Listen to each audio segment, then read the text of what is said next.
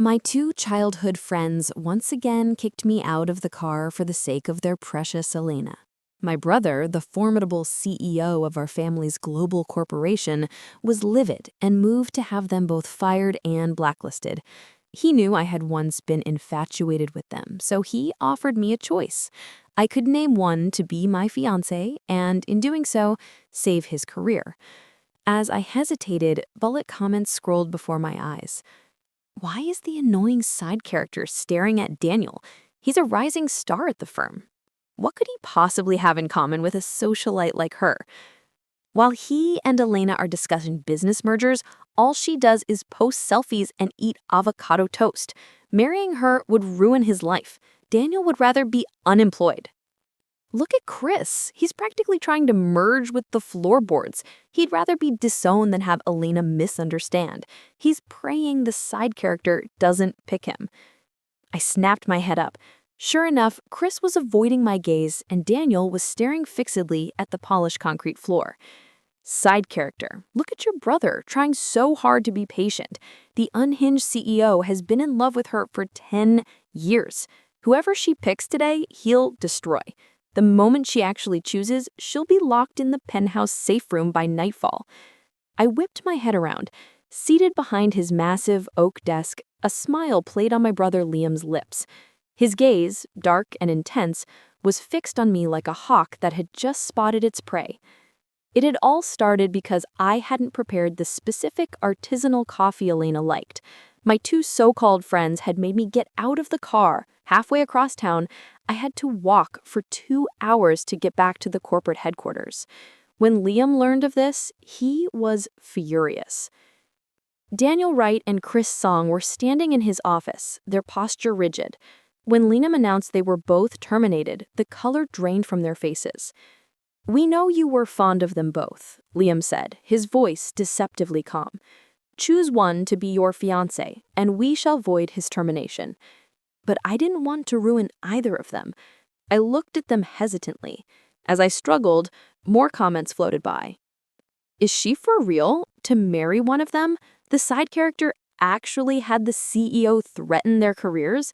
Daniel and Chris are both in love with Elena. They'll choose unemployment over this. I remember in the last life, the side character chose Daniel. After they married, he worked late every night. Later, he simply moved his office to the same building as Elena. The side character eventually died of depression. When she died, Daniel was with Elena at her baby's gender reveal party. Reading the comments, the pain was suffocating. I subconsciously looked toward Daniel. He thought I was about to choose him and frowned immediately, addressing Liam. "Sir, my heart already belongs to someone else. I cannot marry Sophia. I am willing to accept termination to atone for my mistake." Was Daniel not afraid of losing everything? Of course he was, but his expression had shifted to one of, "I knew it," tinged with impatience. He believed I would stop at nothing to tie him to me, even having my brother fake a firing to force him to submit. His words were like a dull blade being twisted into my heart. I shifted my gaze to Chris. In the last life, Chris never married for Elena's sake. He would rather defy my brother than marry me. He would raise Elena's child as his own, willingly using his family's connections to protect them. Chris lowered his head in disgust, clenching his left fist. "Sir, I also have someone I love. I beg you to just fire me." My fingertips dug into my palms. My brother didn't even spare them a glance. He gently prompted me, a faint smile on his lips. "Sophia, have you decided who will be your fiancé?"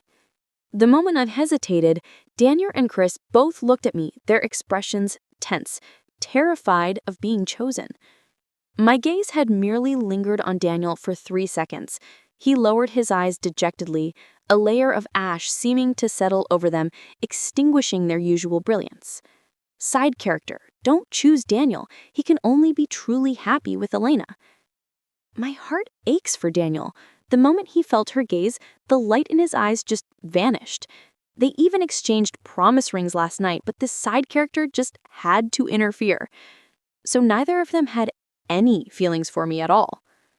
Just as I was about to tell Liam that I wanted neither of them, the bullet comments grew even more frantic. Idiot! Does she really think this CEO is letting her choose a fiancé? Side character, hurry up and look at your brother. He's been restraining himself for years.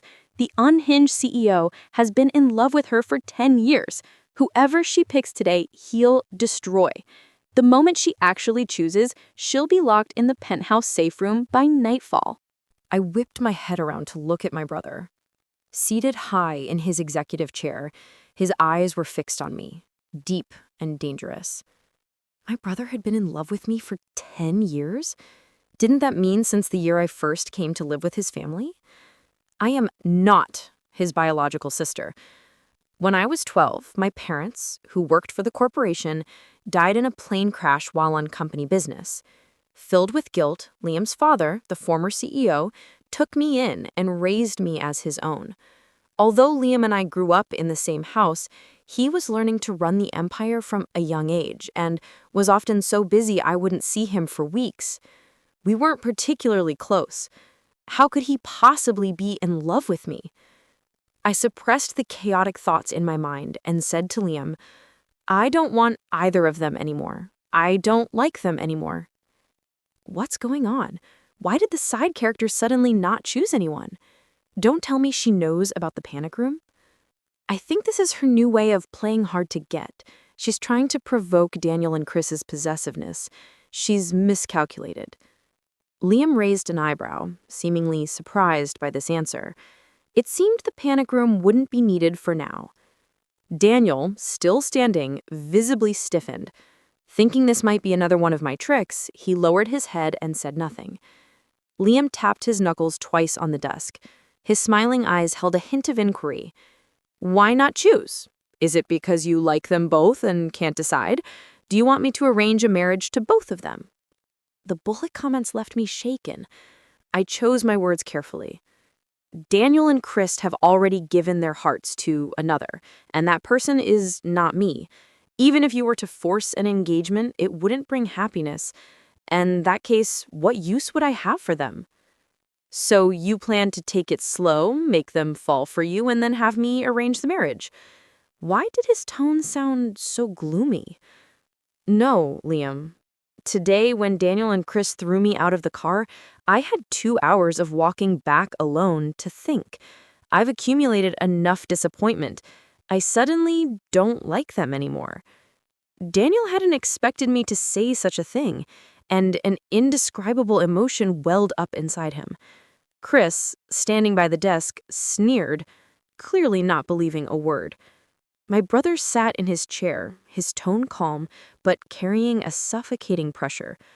Since you choose neither, then let the termination stand.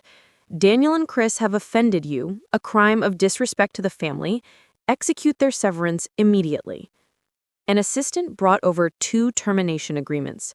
Gentlemen, if you please. Daniel's eyelids twitched. He looked up at me, a mocking smile tugging at his lips. You win, Sophia. I didn't do anything. Didn't you do all of this just to see me compromise?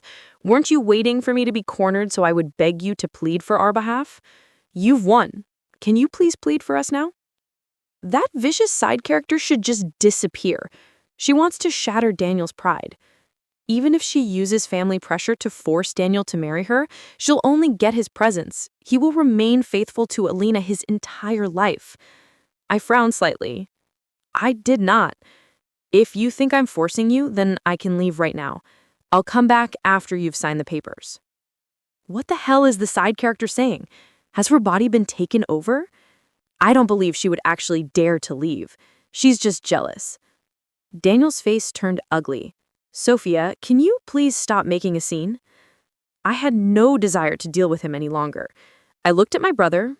If there is nothing else, I would like to go back to my apartment. Liam's expression was serene, but a hint of a smile flashed in his eyes. I turned to leave. Outside the door, Elena, who had been held back by security, broke free and ran straight into the office, colliding with me. Sophia, I implore you, please save Daniel and Chris. I am willing to step aside for you. I will leave the city forever and never appear before them again. Daniel's brows furrowed.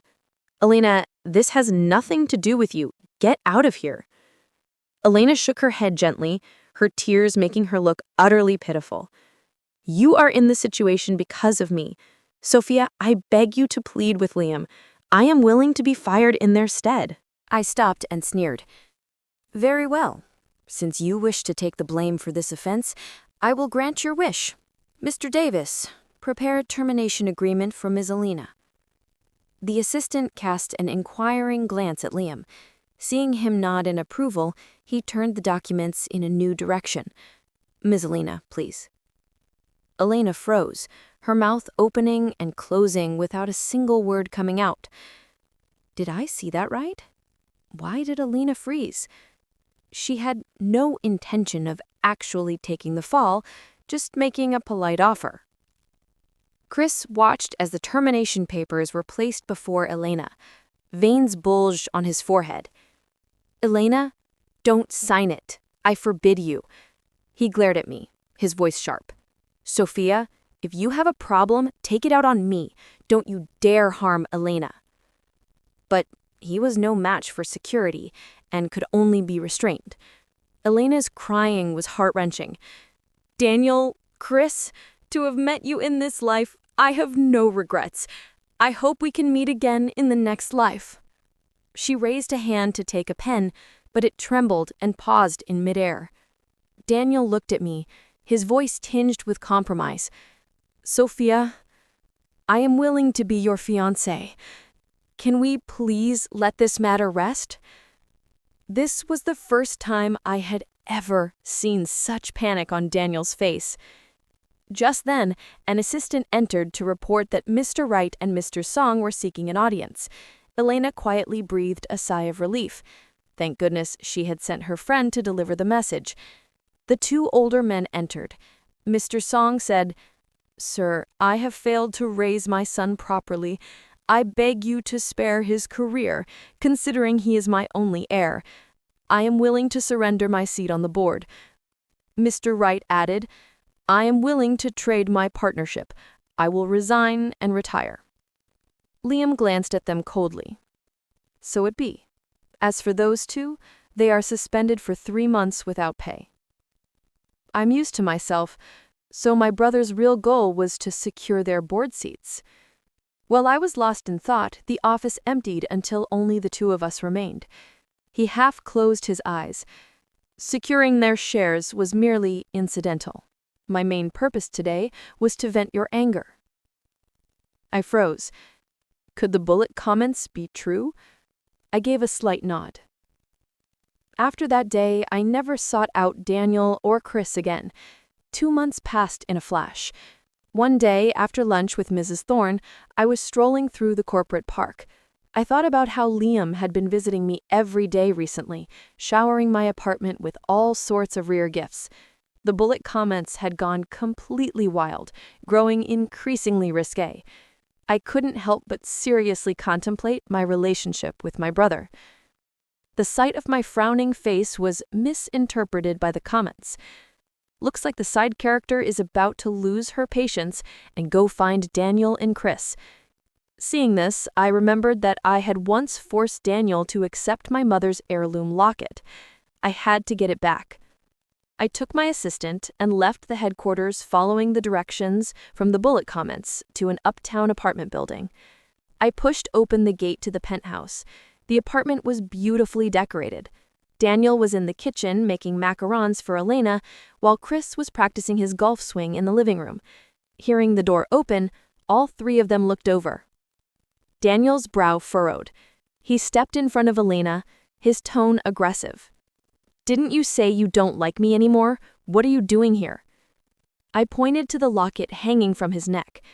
"Since you and Elena have pledged your lives to each other, I've come to take back my locket. It was a keepsake from my mother." Daniel was visibly stunned. Elena walked over and linked her arm with his. That night, Daniel and I did indeed pledge our eternal love. Thank you, Sophia, for being so gracious. My face was impassive. If that's the case, then return the locket to me. Disbelief filled Daniel's eyes. He curled his lip in a sneer. "Aren't you tired of acting? This time, to force me to yield, you're even willing to ask for the locket back?" I saw he had no intention of removing it. I stepped closer, grabbed the chain, and yanked it off. Daniel's face instantly turned ugly. "You took this back yourself. I won't be wearing it again in the future." I swept my gaze over the three of them, my voice turning cold. "You are no longer worthy to wear this. From this day forward, I will no longer chase after you. We have nothing to do with each other anymore." Ignoring them, I turned and left. In the executive penthouse, Liam had just emerged from the secure panic room. When he heard the security report that I had left to find Daniel, the air around him instantly grew heavy. A smile touched his lips. "Sophia, you're being naughty again." I hadn't walked more than a few steps from the apartment when I was knocked unconscious from behind. The side character is finally locked in the panic room. It was pitch black all around, with only a sliver of light from a vent. So this was the room Liam had prepared for me. "Imperial brother, is that you?" I sneered inwardly, though my face remained calm. The words had barely faded when I was pulled into a powerful embrace. A fierce kiss landed on my lips, as if trying to merge me into his body. Liam's eyes were pitch black, the entire space filled with a suffocating pressure. "Didn't you say you don't like him anymore? Why did you go looking for him again? You lied to me again." I frowned. I had no time to dwell on it. I quickly pulled out the locket. I went to get the locket back from Daniel. It was left to me by my mother for my future husband. Since I no longer like him, I naturally had to retrieve it. Liam's body went rigid, as if he hadn't expected this. His back was taut. "Liam?" Now it was my turn to pout. A mist formed in my eyes. "Liam, where is this? It's so stuffy. Can you take me out of here?" The atmosphere dropped several degrees. He stared at me for a long time. I reached out and gently tugged his sleeve. "Liam, can we go out?" After a long pause, his voice finally came, slow and deliberate. "All right." He stood up, his movement slightly stiff, and lifted me into his arms, walking toward the exit. I was sitting on the leather couch in his office. Liam was carefully applying lip balm to the spot on my lip he had just bitten. His expression was a little unnatural. "Sophia, that place just now is where I go to be alone. Don't be afraid." "I'm not afraid. I know you would never hurt me." An assistant entered. "Sir, Mrs. Thorne invites you and Sophia to dinner at the family estate."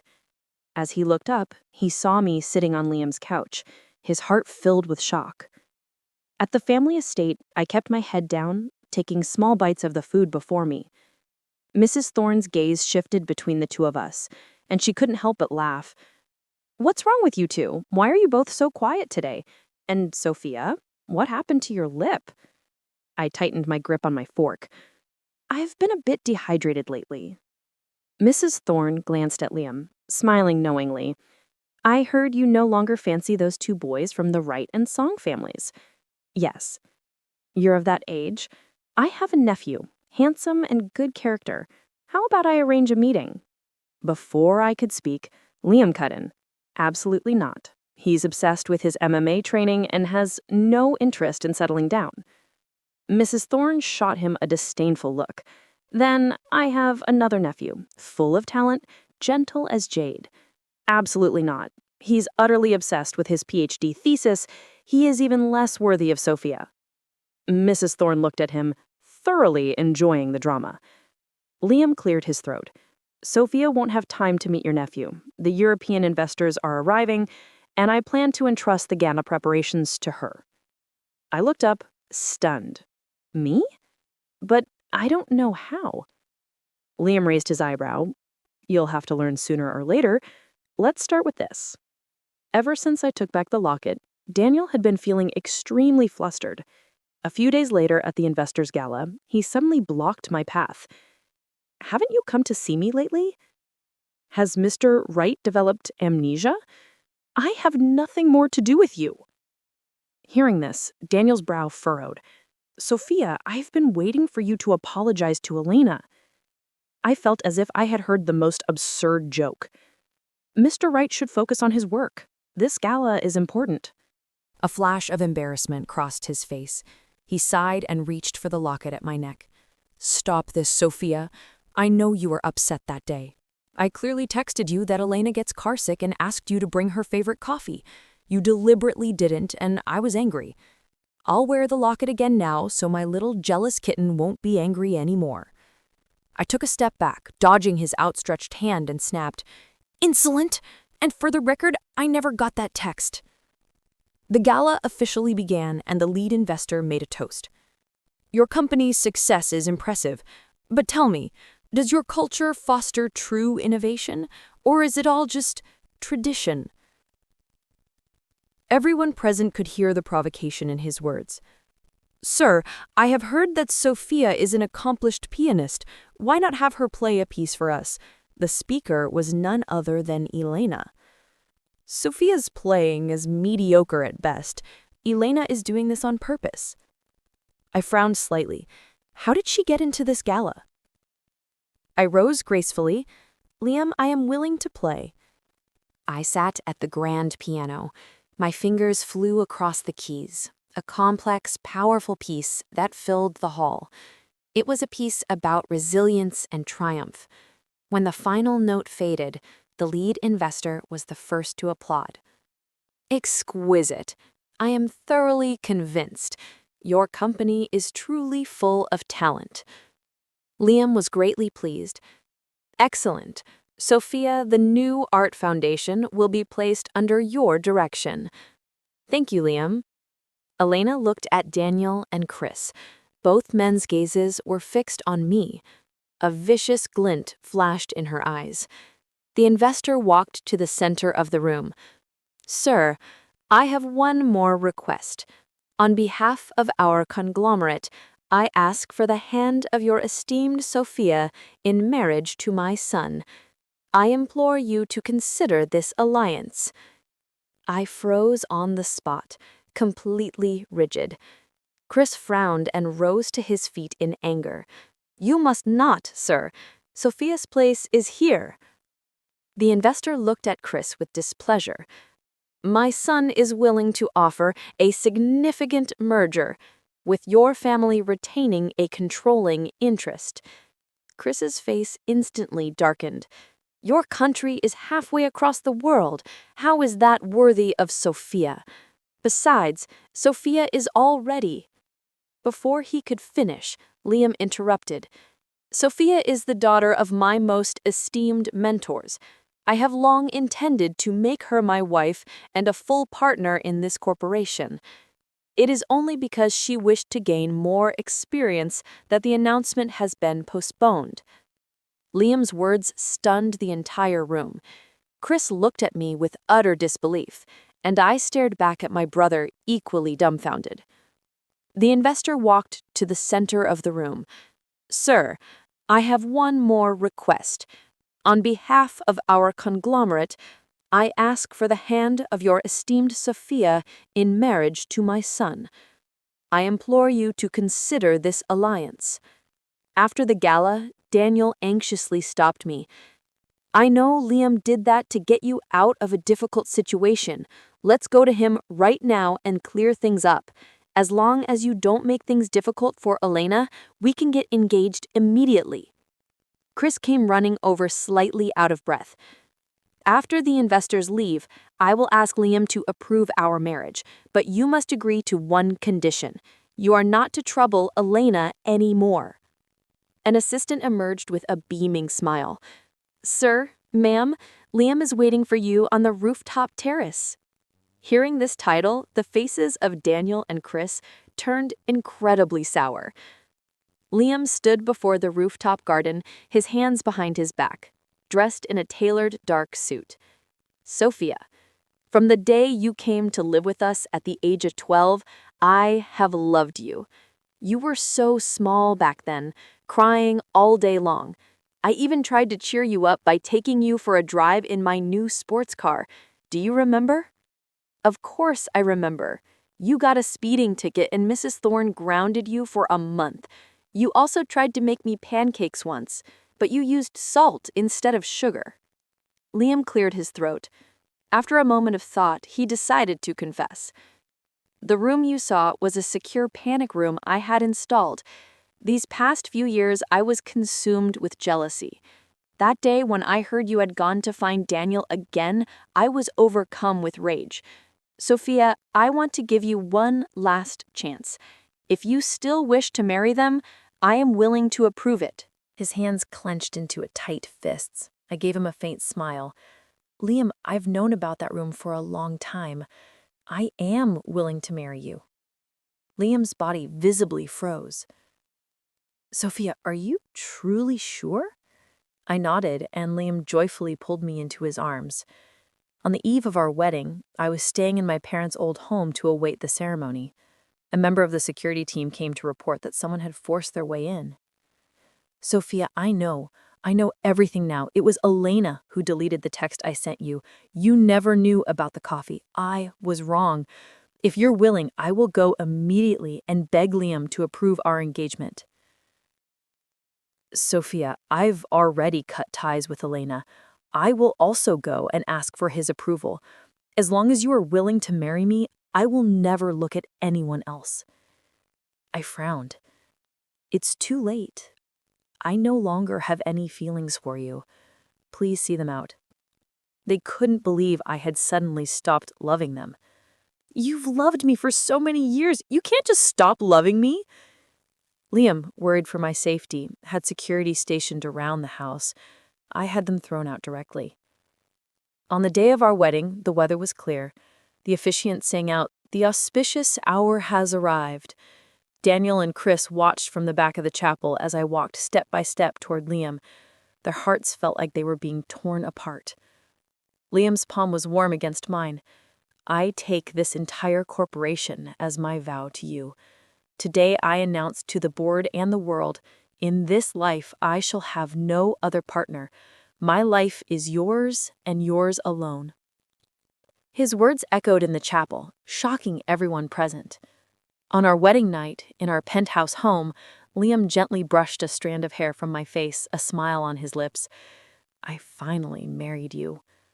I took out the locket and smiled brightly.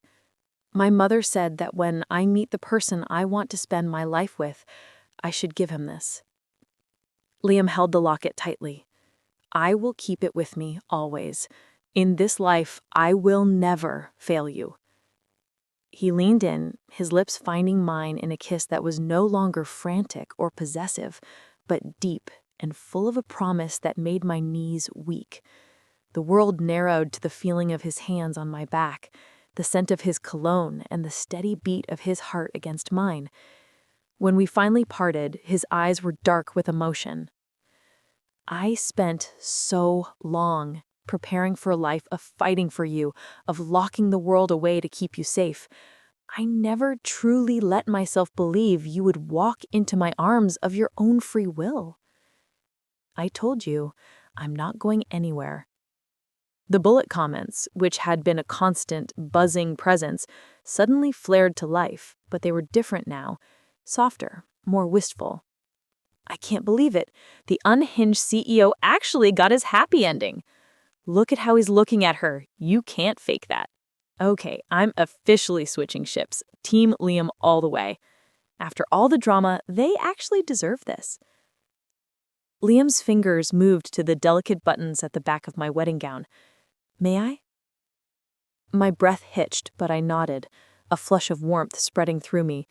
His movements were slow, deliberate, as if he were unwrapping the most precious gift in the world. The silk of my dress whispered as it slid from my shoulders, pooling at my feet.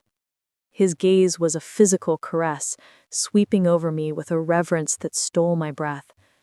You are so much more beautiful than I ever dared to imagine. He led me to the bed, the soft sheets cool against my skin. He didn't rush, his every touch a question waiting for my answer, a soft sigh, a nod, the arch of my back. He was learning the map of my body, and I was discovering the gentle side of a man I had only known as powerful and controlled. Later, wrapped in the warmth of his embrace and the tangled sheets, I traced the chain of the locket where it now rested against his chest. The moonlight streamed through the floor-to-ceiling windows, painting silver stripes across the room. "I meant what I said, about the past life," he murmured into my hair. I tilted my head to look at him. "Tell me more." His arms tightened around me. "In that life, I was too late. I gave you the freedom I thought you wanted, and it destroyed you. I watched you fade away in a house that was never a home, Married to a man who saw you as a burden. The day you died, his voice grew rough. I swore that if I were ever given another chance, I would burn the whole world down before I let you go again. That's why the panic room. It was never about punishment, Sophia. It was my greatest failure and my most desperate safeguard, all in one." I pressed a kiss to his collarbone, my heart aching for the man he had been and swelling with love for the man he was now. That life is over. This is our life, and I chose you. He kissed me again, deeply, and the last of the tension seemed to melt from his shoulders. The wolf had finally found his rest, not in a cage, but in a sanctuary we had built together. The next few months were a whirlwind of a new kind. I threw myself into my role at the foundation, using the corporation's resources to fund arts programs for underprivileged youth. The bullet comments became a strange sort of guide, their snark slowly transforming into genuine curiosity and even support. Okay, the side character, Sophia, actually knows what she's doing. That grant she just approved is going to change so many lives. Who knew? I take back everything I said about her being an airhead. One afternoon, I was reviewing proposals in my new office when my assistant buzzed in. "Miss Thorne, and Mr. Daniel Wright is here to see you. He says it's important." I sighed. "Send him in." Daniel entered, looking more uncertain than I had ever seen him. The confident rising star was gone, replaced by a man who seemed to have lost his compass. "Sophia," he began, his eyes lingering on the locket that was now visibly tucked under Liam's shirt, which I was wearing. "You look happy." "I am." He swallowed, looking down at his hands. "I've been doing a lot of thinking about everything. The text message, I confronted Elena. She admitted she took my phone and deleted it before I could send it to you." I remained silent, letting him sit with the weight of his own assumptions. "I was a fool," he said, his voice low. "I was so blinded by an idea of someone that I couldn't see the real person right in front of me. I threw away a decade of friendship for what?" He finally met my gaze. "I'm not here to cause trouble. I just wanted to apologize. Properly. For everything. The car, the way I spoke to you in Liam's office, all of it." The comments flickered.